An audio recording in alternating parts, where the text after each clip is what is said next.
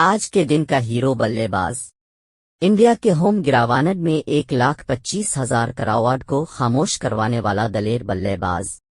इस माशक्ल सूरत हाल में जब 3 विकेट्स ऑस्ट्रेलिया की नरचाकी थी, तब 120 बॉल्स पर 136 रन्स बनाकर वर्ल्ड कप का ताज अपने सर सजा डाला। सच में क्रिकेट उन पर खत्म है।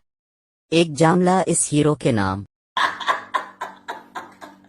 जो खिलाड़ी, जो टीम अपने लिए खेलेगी वो कभी नहीं जीतेगी। जो खिलाड़ी, जो टीम अपने मुल्क के लिए, अपने वतन के लिए खेलेगी वो हमेशा जीतेगी। आज ऑस्ट्रेलिया ने यह साबित कर दिया कि वो अपने मुल्क के लिए खेली है और जीत गई। इंडिया ने अपने लिए खेले वो जो खिलाड़ी हैं और वो आज हार गए हैं। मुझे इस बात की खुशी है कि वो पाकिस्तानियों को हमेशा नीचा दिखाने की कोशिश करते हैं, लेकिन आज वो खुद टक डिना डिन डिना डिन टक डिना डिन। ऑस्ट्रेलिया जीत गई। इंडिया वालों के मुंह देखे भले भले।